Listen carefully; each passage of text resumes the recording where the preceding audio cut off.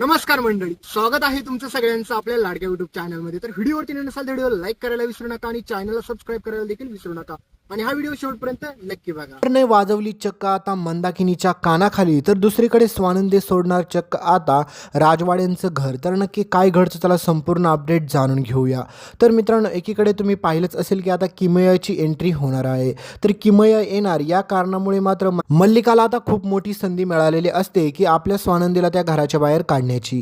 कारण की तुम्हाला माहीतच आहे की मल्लिकाने आतापर्यंत खूप सारे प्लॅनिंग केले, खूप सारी कट कारस्थानं रचली, पण तिला एकाही कारस्थानामध्ये यश भेटलं नाहीये। आणि तुम्ही पाहिलंच की कशा प्रकारे ह्या मल्लिकाने आतापर्यंत स्वतःच्या मुलींना देखील असं काय शिकवलेलं आहे, त्याच्यामुळे त्या देखील त्यांच्या सासरी जाऊन कशा वागतात ते तुम्ही पाहिलंच असेल।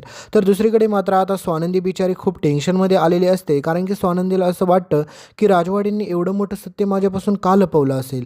कारण की त्यांची जी मैत्रीण येणार आहे ना, ती किमया, मग तिच्याबद्दल मला काहीच का नाही सांगितलं असेल राजवाडींनी। त्याच्यामुळे मात्र बिचारे स्वानंदी स्वतः राजवाड्यांचा पाठलाग करायला सुरुवात करते, कारण की आपल्या स्वानंदीला कळत नसतं की राजवाडी मला फसवतात का नेमकं काय करतात। तर दुसरीकडे मात्र मल्लिकाला असं वाटत असतं की तिने जो काही ट्रॅप टाकला त्यामध्ये पूर्णपणे स्वानंदी फसलेलीच असते। आणि हे तुम्ही पाहिलं पण असेल की स्वानंदी त्या ट्रॅपमध्ये फसत देखील चाललेली आहे, कारण की स्वानंदी आता आपल्या समरवरती सारखा संशय घेत आहे, समरला सारखं कॉल करत आहे आणि या सगळ्या गोष्टीमुळे आता समरची चिडचिड देखील होत आहे, कारण की समरला याबाबत काहीच कल्पना नसते की स्वानंदी मॅडम कशाचा नेमका विचार करते। तर आनंद आता खूप मोठ्या प्लॅनिंगमध्ये फसलेला असतो खराब, कारण की तुम्हाला माहितीच आहे आनंद सोबत सारखं काही ना काही घडतच असतं। तर दुसरीकडे मात्र समर आणि आनंदची मैत्री तोडण्याचा प्रयत्न ह्या मल्लिकाने केला होता, पण त्यामध्ये तिला यश आलेलं नसतं। पण फायनली आता तिला असं वाटत असतं की स्वानंदी आणि समरला एकमेकांपासून तोडण्यामध्ये मला सगळ्यात मोठं यश येऊ शकतं। तर दुसरीकडे तुम्ही पाहिलंच असेल की रोहन कशाप्रकारे वाचलेला असतो किती मोठ्या संकटातून, कारण की त्याला माहीत असतं की जर बाबांनी आणि अधिराने जर मला या अवस्थेमध्ये पाहिलं असतं ना, तर खूप मोठा पुढे प्रॉब्लेम झाला असता।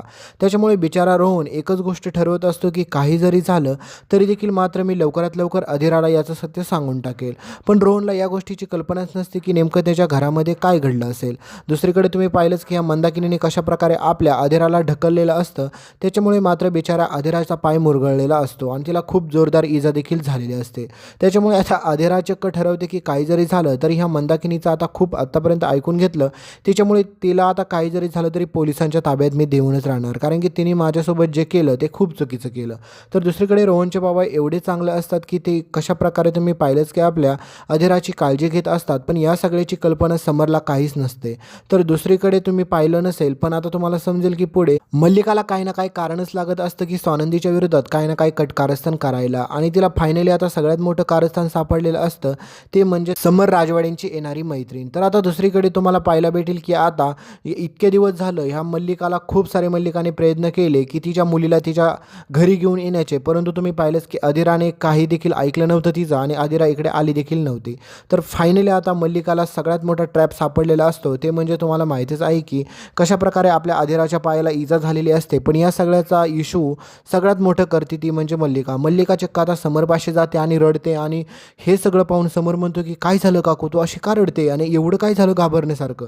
तर त्यावेळेस मात्र आता ही मल्लिका समोर असं काय काय सांगते, त्याच्यामुळे समरला आता खूप मोठी ॲक्शन घ्यावी लागते। म्हणजेच मल्लिका म्हणते की आपल्या अधिराचा म्हणजेच तुझ्या चिमणीचा पाय मोडला, ते पण कोणी माहिती आहे का तुला, त्या मंदाकिनीने, कारण की तिने आपल्या अधिराला ढकलून दिलं आणि तिचा पाय मोडला। आणि हे सगळं ऐकल्याच्या नंतर समरला प्रचंड राग येतो, प्रचंड चीड येते, आणि हे सगळं घडल्याच्या नंतर समर एवढा प्रचंड चिडतो की सांगायलाच नको, कारण की समर ठरवतो की आत्ताच्या आत्ता त्या मंदाकिनीला पोलिसांच्या ताब्यात दिलंच पाहिजे, कारण की तिने जे काही केलंय ना ते खूप ओव्हर केलेलं आहे। तिचं आत्तापर्यंत खूप ऐकून घेतलं, ती आपल्या घरात राहायला आली, ती स्वानंदी मॅडमची आई आहे म्हणून मी खूप सहन केलं, पण आत्ता नाही। आता जर अधिराच्या जीवाला काही जरी झालं, तिच्या केसाला जरी धक्का लागला तरी मी कोणाला सोडणार नाही। आणि हा सगळा प्रकार एकीकडे मात्र आपल्या स्वानंदीला देखील समजलेला असतो, कारण की स्वानंदीला मात्र सगळं काही कॉल करून मंदाकिनीने सांगितलेलं असतं की अधिराच्या पायाला इजा झाली, अधिरा त्याच्यामुळे माझ्यावरती पोलीस कंप्लेंट करणार आहे आणि मला आता पोलीस पकडून नेणार आहेत, तुझी लाडकी ती वहिनी। तर हे सगळं कळाल्याच्या नंतर मात्र आता तुम्हाला माहितीच आहे की आपली स्वानंदी काय करणार आहे। स्वानंदी जाणार आहे, अधिराला समजावणार आहे. पण हे सगळं करायला जात असताना मात्र आता तुम्हाला पाहायला भेटेल की एकीकडे स्वानंदीचे बाबा देखील म्हणतात की तिला योग्य ती शिक्षा घडू देच, कारण की तिने आतापर्यंत खूप सारं ओव्हर केलं, तुला देखील माहितीच आहे. त्याच्यामुळे आता काही जरी झालं ना तरी तिला योग्य ती शिक्षा झालीच पाहिजे. तर आता तुम्हाला माहितीच आहे की आता मंदाकिनीला खूप वेळा समजावून सांगितलं होतं सगळ्यांनी, पण तिने आत्तापर्यंत कोणाचंच ऐकलं नव्हतं. पण एकीकडे पाहायला गेलं तर मंदाकिनीच्या काही ठिकाणी काहीच चुका नाही आहेत मित्रांनो.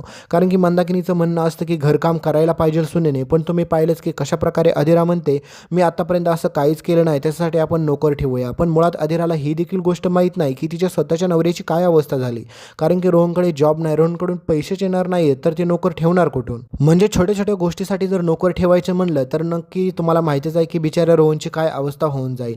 त्याच्यामुळे या ठिकाणी पाहायला गेलं तर मंदाकिनीची एका ठिकाणावरून पाहायला गेलं तर चूक काहीच नाही आहे. कारण की ती ज्या प्रकारे अधिराला अगोदर बोलत होती की घरकाम करायला मदत कर, पण त्या ठिकाणी अधिराने अजिबात देखील मदत केली नाही. अधिरा म्हणले की मला असल्या गोष्टी करायची सवय नाही आहे, त्याच्यामुळे मी असं काहीच करू शकत नाही. आणि त्याच्यानंतर त्या दोघींमध्ये जे काही वादविवाद झाला त्याच्यामुळे मंदाकिनीचा धक्का लागला आणि त्याच्यानंतर अधिरा पडली. पण अधिरा पडल्याच्यानंतर यामध्ये तुम्ही पाहिलं गेलं तर मंदाकिनीची चूक नव्हती, पण आता सगळेजण मंदाकिनीला दोषी ठरवणार. दुसरीकडे समरचा राग प्रचंड चिडलेला असतो. तर आता समर फायनली खूप मोठं डिसिजन घेतो आणि म्हणतो की काही जरी झालं तरी माझ्या चिमणीच्या केसाला धक्का लागला तर मी कोणाला सोडणार नाही. तर दुसरीकडे तुम्हाला माहितीच आहे की स्वानंदीची अवस्था काय झालेली असते, कारण की स्वानंदीला एकीकडे टेन्शन असतं समर राजवाड्यांच्या मैत्रिणीचं, पण ते सगळं विसरून आता स्वानंदी अधिराला भेटण्यासाठी गेलेली असते. त्या घरामध्ये परत जोरदार असं भांडण होतं. बिचाऱ्या रोहनला माहीत पण नसतं त्याच्या आईची आणि बायकोची परत भांडणं झालेली आहेत म्हणून. तरी देखील मात्र तुम्हाला माहितीच आहे आपला रोहन सगळ्यांना किती समजून घेत असतो, पण आता खूप ओव्हर झालेलं असतं. त्याच्यामुळे रोहन मात्र अधिराला समजून सांगत असतो की अधिरा आपण अशी काही पोलीस कंप्लेंट करायला नको, कारण की आपली आई अडकली तर त्याच्यानंतर तुम्हाला माहितीच आहे की तिला सोडवायला देखील रोहनलाच पैसे द्यावे लागणार असतात. त्याच्यामुळे रोहनकडे एकतर जॉब नसतो आणि त्यामधून रोहन कसं सगळं काय काय भागवत असतं तुम्हाला माहितीच आहे.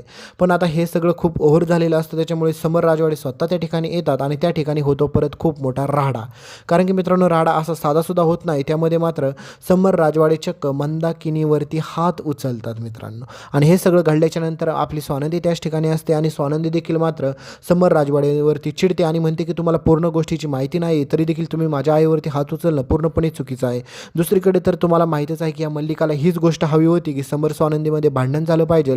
दुसरीकडे ती किमया आली की स्वानंदीला त्या घराच्या बाहेर काढलं पाहिजे आणि दुसरीकडे मग आता तिची बेबी म्हणजेच तिची अधिरा परत त्या घरामध्ये जाईल राजवाड्यांच्या, म्हणजे स्वानंदीचा चॅप्टर क्लोज होईल आणि समरचा आणि तुम्हाला माहितीच आहे की आता त्या घरामध्ये येणाऱ्या किमयाची लव्ह स्टोरी सुरू होईल. पण हे सगळं ट्रॅप बनवलेलं असतो ह्या मल्लिकाने, कारण की मल्लिकाला जे हवं होतं ते फायनली तिला आता भेटणारच असतं. तर तुम्हीच सांगा मित्रांनो, या ठिकाणी पाहायला गेलं तर आत्तापर्यंत ह्या मंदाकिनीने खूप साऱ्या चुका केल्या, म्हणजे स्वानंदीच्या आईने खूप म्हणजे खूप लिमिटच्या बाहेर. पण काही ठिकाणी तिचे मुद्दे आणि पॉईंट एकदम बरोबर आहेत. कारण की तुम्हीच सांगा मला, जर अधिराने घरकाम करायला जर देखील मदत नाही केली तर मात्र मग सासूची चिडचिड होणार का नाही हे तुम्हीच सांगा. आणि दुसरीकडे तुम्ही पाहायला गेलं तर आपल्या स्वानंदीने देखील आत्तापर्यंत समरवरती जे काही डाऊट घेतले ते तर स्वानंदीची चूक आहेच, पण स्वानंदीने देखील पूर्ण शहानिशा करूनच हे सगळं करायला हवं होतं. पण आता येणाऱ्या त्या किमयामुळे आता सगळ्यात मोठा फायदा झालेला असतो ते म्हणजे मल्लिकाला, कारण की मल्लिकाला स्वानंदीला घराच्या बाहेर काढायला रिझन पाहिजे होतं आणि ते आता फायनली रिझन भेटलेलं आहे. तर भेटूया पुढच्या अपडेटमध्ये. तोपर्यंत व्हिडिओ लाईक करा, चॅनलला सबस्क्राईब करायला विसरू नका आणि सोबतचं बेल नोटिफिकेशन ऑन करा. आणि आज रात्री 9 वाजता परत विंदोकातील इतुट्या या मालिकेचा पुढचा व्हिडिओ पाहायला विसरू नका. धन्यवाद.